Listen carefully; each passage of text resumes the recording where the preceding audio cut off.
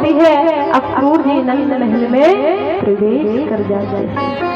जब अक्रूर जी नंद महल में प्रवेश करते हैं, देखते हैं कि कन्हैया नीलांबर धारण किए हुए हैं और बलदाऊ भैया नीलांबर धारण किए हुए हैं, कन्हैया पीतांबर धारण किए हुए हैं।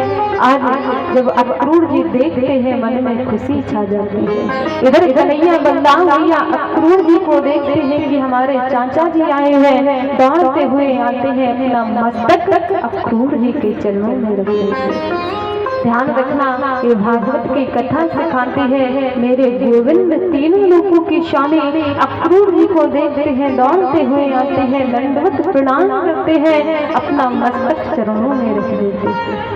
ये भागवत की कथाएं सिखाती हैं, हर एक माँ को अपने बेटे को संस्कार देना चाहिए। बेटा, अगर तेरे सामने कोई तुझसे बड़ा आ गया है तो उसको सम्मान देना चाहिए, उसके चरण छू करके आशीर्वाद लेना चाहिए। ये भागवत की कथा सिखाती है और हर एक माता पिता को अपने बच्चों को यही संस्कार देना चाहिए कि माता पिता के चरण स्पर्श करने से ही जीवन का उद्धार होगा। अगर तुमने माता पिता के चरणों का आशीर्वाद नहीं ले पाया तो जीवन में उद्धार होने वाला नहीं। कन्हैया अक्रूर जी के चरण स्पर्श करते हैं और याद रखना, जब चरण स्पर्श करते हैं, महल में ले जाते हैं, पलंग पर बिठाते हैं, मेरे तीनों लोगों की स्वामी अक्रूर जी के सामने फूट फूट करके रोने लगते हैं। कन्हैया रोते हुए कहते हैं, चाचा जी मैं कितना दुष्ट पुत्र हूँ, मेरे ही कारण मेरी मैया देवकी की 6 बालकों को कंस मामा ने मारा, सिर्फ मेरे कारण। मैं कितना दुष्ट बालक हूँ, मेरे कारण मेरे माता पिता कारागृह में बंदी बनकर के डले हुए हैं। ध्यान रखना, ये माँ और बेटे का प्रेम होता है।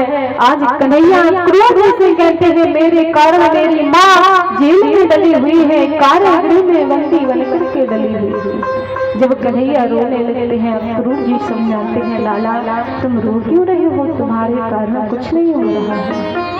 अक्रूर जी के पास कन्हैया बैठे हुए हैं, अक्रूर जी सारा सत्य कन्हैया को बताते हैं, कन्हैया मुझे कंस ने तुम्हें लेने के लिए भेजा है और कहा है कि तुम्हें लेकर के मैं मथुरा आऊं, तुम्हें मार देगा।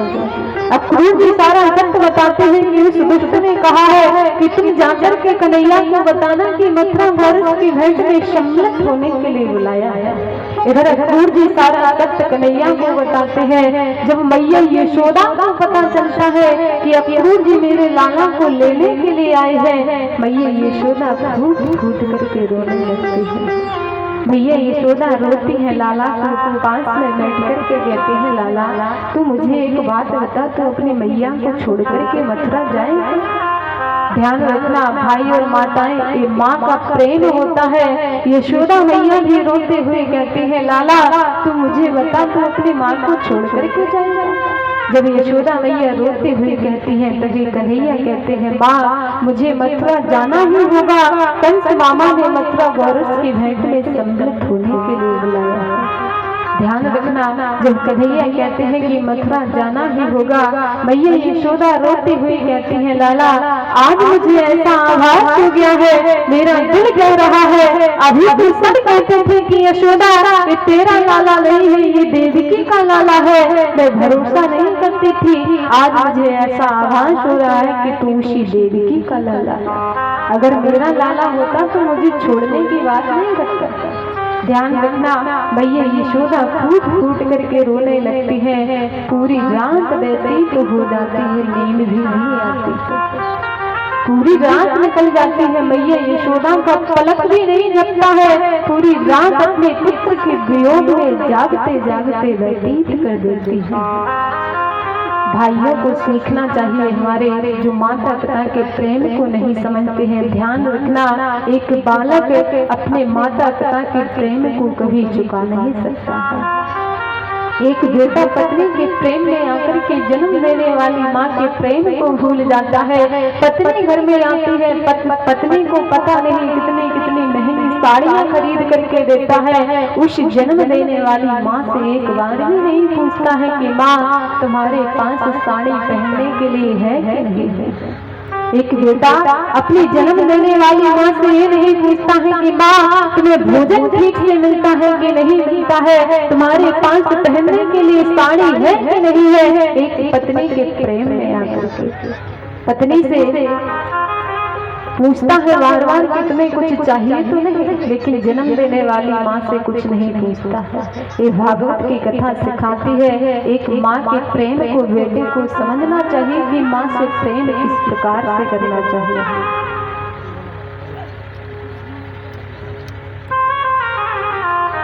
हेलो हेलो,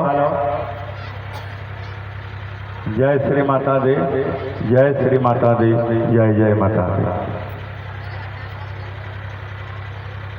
बहुत बहुत धन्यवाद इस ग्राम सभा की धरती पे नागपुर मोतीरा मोड़ यानी सर्वदेव मंदिर महाशक्तिपीठ धर्मार्थ मानव कल्याण ट्रस्ट, इस स्थान पे बहुत सुंदर प्रोग्राम हो रहा है और अगली साल भी 22 अप्रैल